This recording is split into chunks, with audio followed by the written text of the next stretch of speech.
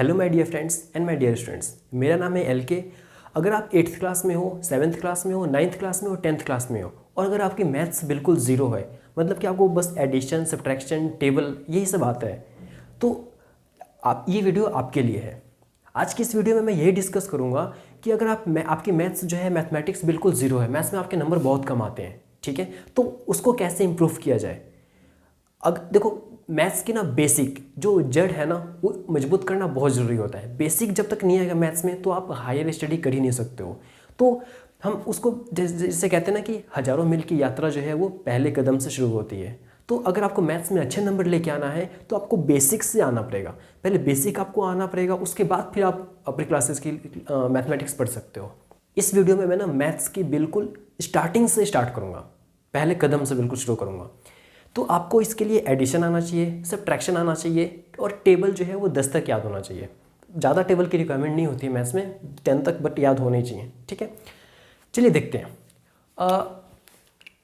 आपको मैथमेटिक्स में ना जैसे कि कुछ साइन होते हैं पॉजिटिव और नेगेटिव, ठीक है। अगर आपके सामने कोई भी एक मैं नंबर लिख दूँ, सपोज मान लो ये 2 नंबर लिखा हुआ है, इसका मतलब होगा कि इसके साथ में साइन कौन सा लगा हुआ है, पॉजिटिव, ठीक है। देखो, एक प्लस होता है और एक होता है हमारे पास में माइनस, और भी होते हैं मल्टीप्लिकेशन, डिवीजन, वो भी मैं बताऊंगा। तो इसके साथ में मतलब क्या होगा कि ये देखो, इसका मतलब होगा साइन +2 लिखा हुआ है। ये +2 का मतलब देखो, इसको ऐसे भी लिख सकते हो और इसे ऐसे भी लिख सकते हो।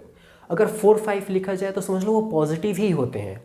अगर नेगेटिव के लिए हमें साइन लगाना पड़ता है। अगर मान लो यहाँ पे ऐसे इसकी नेगेटिव वैल्यू लिखना हो तो हमें क्या आएगा, हमारे पास में -2 लिखना पड़ेगा। साइन हमेशा हर एक नंबर के लेफ्ट साइड में ही यूज़ होता है। इस चीज़ को नोट कर लेना ज़रा।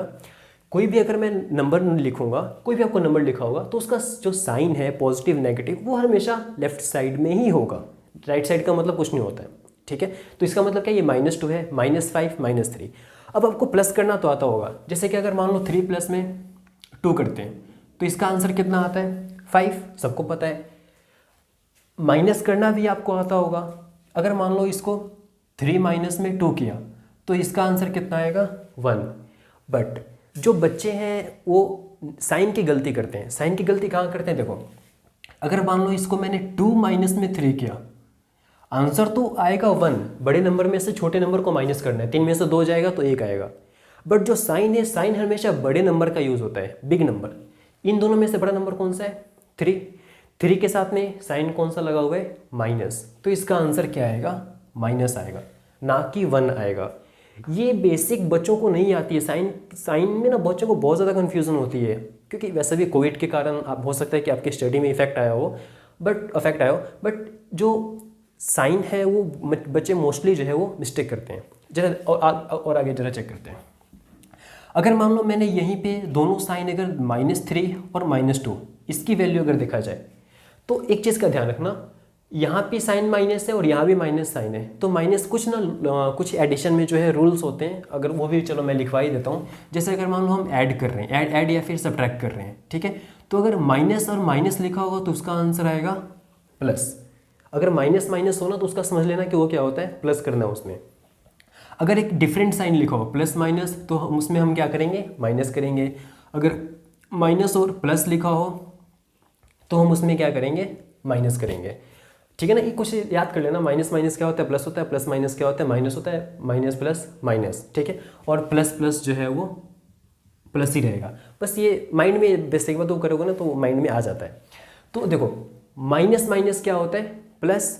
साइन हमेशा बड़े वाले नंबर का रहेगा, तो देखो माइनस माइनस प्लस कर दो, 3 प्लस में 2 कितना होगा, 5। बट जो साइन है वो बड़ा नंबर कौन सा है, 3 के साथ में नेगेटिव, तो यहाँ पे आ जाएगा -5 ना कि 5। ये साइन की गलती मत करना आप दोबारा। मैथमेटिक्स की ये जड़ है, जब तक ये नहीं आएगा आपको हायर मैथमेटिक्स बिल्कुल भी कुछ नहीं कर सकते। ना आप 8th क्लास पास कर सकते हो, ना 9th कर सकते हो, ना 10th कर सकते हो, ठीक है। तो आपको ये चीज़ आनी बहुत ज़रूरी होती है। अगर मान लो यहाँ पे जैसे कि अगर -5 + 2, तो माइनस प्लस क्या होगा, माइनस प्लस क्या होगा, देखो माइनस प्लस क्या होता है, माइनस।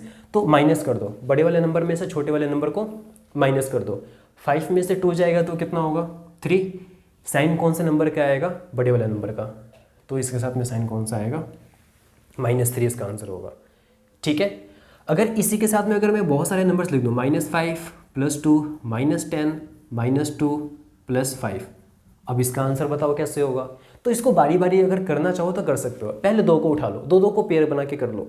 जैसे इन दोनों का पेयर बनाया, इन दोनों का जब अगर हम सॉल्व करेंगे -+2, तो -5 + 2, तो माइनस प्लस क्या होगा, -5 में से 2 जाएगा तो कितना होगा 3, और साइन कौन से नंबर का आएगा, बड़े वाले नंबर का। तो बड़ा नंबर क्या है, 5 के साथ में नेगेटिव लगाओ तो इसका आंसर क्या आएगा -3। अब इन दोनों को सॉल्व करते हैं, -10 और -2, तो माइनस माइनस क्या हो जाएगा प्लस, ठीक है, साइन बट बड़े वाले नंबर का, तो पहले प्लस करते हैं इन दोनों को, माइनस माइनस प्लस, तो 10 + में 2 कितना होगा 12 साइन बड़े वाले नंबर का, तो इसका आंसर क्या आएगा -12। अब क्या लास्ट में बच गया +5, इसको एस टी जाने देते हैं। अब फिर से दो पेयर का बना लो, पहले दो को सॉल्व कर लो, फिर उसके साथ में एंड में आप ऐसे भी कर सकते हो, पहले दो को सॉल्व कर लिया, फिर जो रिजल्ट है उसके अगले वाले के साथ सॉल्व कर लिया, फिर जो रिजल्ट है उसको अगले वाले को सॉल्व कर लो, तो ऐसे भी कर सकते हो। कैलकुलेशन तो अपने अपने हाथों में होती है। तो इन दोनों का सॉल्व करोगे, माइनस माइनस क्या आएगा प्लस, और साइन हमेशा बड़े वाला नंबर का, ये चीज़ का बस माइंड में ध्यान रख लेना। तो 3 और 12 को प्लस करेंगे, माइनस माइनस प्लस, तो ये कितना आएगा 15, बड़ा नंबर कौन सा है, उसके साथ में साइन कौन सा है नेगेटिव, अगला लास्ट में कौन सा बच गया +5। अब इन दोनों को सॉल्व कर दो, तो फिर से माइनस प्लस क्या होगा माइनस, दोनों का माइनस कर दोगे तो 15 में से 5 गया 10, और साइन जो है वो, तो इसका आंसर क्या आएगा -10। ठीक है, ये जो है ये बहुत बेसिक सी चीज़ है, इसको आना ही आना जरूरी है। इसको अगर आपको नहीं आ रहा है तो फिर आप मैथमेटिक्स बिल्कुल भी नहीं कर सकते हो। इसलिए प्लीज़ इसको आना, इस चीज़ की आनी बहुत ज़रूरी है, इस चीज़ की रिक्वायरमेंट बहुत ज़रूरी है मैथमेटिक्स में। ठीक है, अब थोड़े और बेसिक के ऊपर बढ़ते हैं आगे।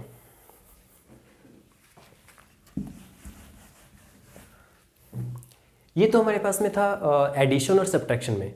अब अगर क्वेश्चन पूछा जाए कि मल्टीप्लिकेशन और डिवीज़न में क्या होगा, तो ज़रा इसका भी देखते हैं। इसमें ना साइन जो है वो चेंज हो जाता है, अगर माइनस माइनस करोगे, मल्टीप्लाई कर रहे हो तो वो प्लस बन जाएगा। अगर आप इसका भी अगर फॉर्मूले के अकॉर्डिंग लिखना चाहो तो लिख सकते हो मल्टीप्लिकेशन में। जैसे मान लो कि माइनस इंटू में माइनस करोगे तो इसका साइन बिल्कुल ही चेंज हो जाएगा। फॉर एग्जांपल -3 इंटू -2, तो साइन क्या कर देगा वो प्लस कर देगा, और 3 इंटू में 2 कितना होता है 6 होता है। अगर 6 लिखा है तो इसका मतलब क्या होगा प्लस में ना, मैंने पहले भी बताया अभी आपको, इसका मतलब क्या है +6। अगर इंटू में अगर एक माइनस और दूसरा प्लस है तो इसका साइन चेंज यही रहेगा, माइनस प्लस क्या होगा माइनस। अगर प्लस है इंटू माइनस, मान लो ये प्लस है इंटू माइनस कर रहे हो तो इसका भी आंसर में क्या आएगा माइनस रहेगा, और प्लस प्लस तो प्लस ही रहता है। इसका एग्जांपल देख लो जरा, -3 इंटू में 2, तो देखो माइनस और एक प्लस का है, तो माइनस और प्लस को जब इंटू करोगे तो आंसर क्या आएगा माइनस, माइनस में आंसर आएगा। तो 3 इंटू में 6, और यहाँ पे क्या आएगा -6। इन सब चीज़ों की रिक्वायरमेंट बहुत ज़रूरी है। इसके अगर ये चीज़ आपको नहीं आता है मैथ्स में तो फिर 8th class 9th class 10th class आप पास नहीं कर सकते हो। ठीक है, अगर वो जुगाड़ चल रहा है तो फिर तो वो तो हर कोई टीचर पास कर ही देता है। ठीक है, बट इसकी मैथमेटिक्स में आना बहुत ज़रूरी है। आगे देखते हैं ज़रा। ठीक है, अगर यही चीज़ अगर डिवीज़न में हो रहा हो, ये तो मल्टीप्लिकेशन में था, डिवीज़न में भी बिल्कुल सेम रूल फॉलो होता है। सपोज जैसे मान लो कि माइनस में 6 है और अपॉन में जो है वो -2 है, तो माइनस से माइनस क्या हो जाएगा कैंसिल, और 2 3 कितना होता है 6, तो इसका आंसर कितना आ जाएगा 3। और अगर ये चीज़ ऐसे लिखा हुआ है 6 अपॉन में -2, तो देखो प्लस माइनस क्या होगा माइनस, तो इसका आंसर क्या आएगा माइनस में 2 3 6, तो इसका आंसर क्या आएगा -3। अब एक चीज़ और बताता हूँ, एक बहुत इंपॉर्टेंट चीज़ अभी बताने वाला हूँ, ध्यान से समझना ज़रा। कोई भी अगर एक फ्रैक्शन नंबर लिखा हो और साइन अगर देखो कहाँ पे लिखा हुआ है, जैसे मान लो ये लिखा है -4 अपॉन में 5, this is a fraction number. Negative यहाँ पे लगा हो या फिर नेगेटिव यहाँ पे लगा हो या फिर जो माइनस का साइन है वो यहाँ पे लगा हो, इन तीनों का जो मीनिंग है वो सेम चीज़ है। ठीक है, ये जो माइनस यहाँ पे लगा दो, चाहे यहाँ लगाओ या फिर यहाँ लगाओ, इसका आंसर हमेशा यही आएगा। अगर यहाँ पे माइनस लगाओ तो यहाँ पे लगा सकते हो, यहाँ पे अगर माइनस लिखा हो तो सिंपल यहाँ पे भी लिख सकते हो। तीनों का जो मीनिंग है वो सेम रहता है। इसमें बहुत कन्फ्यूज़न होती है बच्चों को, तो इसमें कन्फ्यूज़न नहीं होना चाहिए। ठीक है, अब नेक्स्ट जरा टॉपिक पे आते हैं। नेक्स्ट जो है वो एलसीएम लेना। मैथमेटिक्स में एलसीएम लेने वाली जो कॉन्सेप्ट है वो बहुत इंपॉर्टेंट है। कहीं भी अभी कोई भी अगर मान लो हायर आप कैलकुलेशन कर रहे हो, वहाँ पे फ्रैक्शन आ जाता है, तो उसमें एलसीएम लेकर के उसको सॉल्व करना वो बहुत ज़्यादा मतलब कि रिक्वायरमेंट आ जाती है। तो ज़रा देखते हैं एलसीएम में कैसे बात कर रहा हूँ मैं ये बात कर रहा हूँ कि अगर मान लो 5/20 है -3/4 है। तो एलसीएम लेने के लिए सबसे पहले ये देखना कि क्या कोई एक दूसरे को कोई टेबल में डिवाइड कर रहा है। जो डिनोमिनेटर में है, यहाँ पे 20 और यहाँ पे 4 है, क्या एक दूसरे को कोई डिवाइड कर रहा है? यस, जो 4 है वो 20 को डिवाइड कर रहा है। कितने पे डिवाइड करेगा ये? 4 5 ज़ा 20। तो जो डिवाइड कर रहा है ना, इसको जस्ट मल्टीप्लाई कर देना, इधर भी मल्टीप्लाई कर देना और इधर भी मल्टीप्लाई कर देना। ओके, तो देखो इसका क्या, ये एज इट इज़, और 5 3 ज़ा 15 और यहाँ पे क्या आ रहा है 20। तो डिनोमिनेटर सेम बनाने की कोशिश करना। अगर कोई भी नंबर से डिनोमिनेटर सेम बन जा रहा है तो फिर उसका एलसीएम जो है वो एज इट इज़ वही आ जाएगा। ठीक है, सेम आ गया ना, तो वही इसका एलसीएम 20, ऊपर में एज इट इज़ 5 माइनस में 15, और 5 माइनस में 15 करोगे तो कितना आएगा? माइनस में 10/20। ये 0 से 0 कैंसिल, तो इसका आंसर आ जाएगा -1/2। ठीक है, ये हम तब कर सकते हैं अगर डिनोमिनेटर में एक दूसरे का कोई फैक्टर हो, एक दूसरे को कोई डिवाइड कर रहा हो। ठीक है, तब ये मेथड यूज़ कर सकते हैं। बट अगर मान लो कि वो एक दूसरे को बिल्कुल ही जो है वो अपोजिट है, मतलब कि अपोजिट मतलब कि एक दूसरे को वो डिवाइड नहीं कर रहे, एक दूसरे को कोई भी वैल्यूज है वो कट नहीं कर रहे हैं, तो उसका हम कैसे देखेंगे? देखिए ज़रा, मान लो ये 3/2 लिखा हुआ है। ओके, और यहाँ पे मान लो -5/3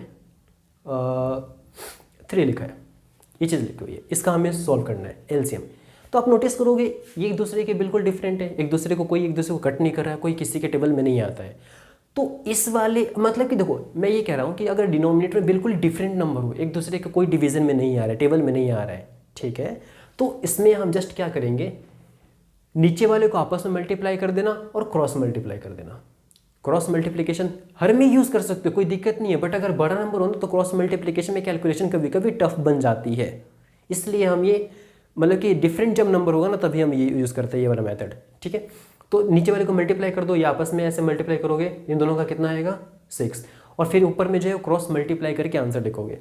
3 × 3 कितना आता है 9, 2 × 5 कितना आएगा 10, और बीच में साइन कौन सा है माइनस, तो यहाँ पे 9 माइनस में 10 करोगे तो कितना आएगा -1/6, तो आंसर इसका ये आ जाएगा।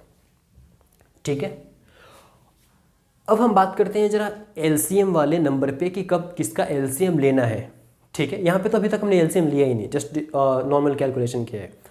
एलसीएम तो ठीक है, अब हम जरा और किसी एग्जांपल पे आते हैं। ओके, नेक्स्ट मान लो हमारे पास में ये एग्जांपल है, 3 में लिख दिया यहाँ पे 10 -4 यहाँ पे लिख दिया सपोज 15। तो अब ये एक दूसरे को तो डिवाइड नहीं कर रहे हैं, बट एक कॉमन नंबर है जो इन दोनों के टेबल में कट कर सकता है। ठीक है, वो कॉमन नंबर है। यहाँ पे देखो ये कॉमन नंबर जो है वो 5 है, 10 पे भी आ रहा है और 15 को भी कट कर रहा है। तो देखो इस वाले केस में हम क्या करेंगे, एलसीएम लेंगे। इस वाले केस में हम क्या करेंगे, एलसीएम लेंगे। तो देखिए जरा, 10 और 15 का एलसीएम लेना अगर नहीं आता है तो फिर भी मैं सिखा देता हूँ। देखो ये मान लो यहाँ पे क्या लिखा है 10 और ये हमारे पास में 15 है। किसके टेबल में कट रहा है ये दोनों नंबर? 10 जो है वो 2 के टेबल में आ रहा है। ठीक है, तो कट कर दो, कोई दिक्कत नहीं है। 2 पे कैंसिल किया,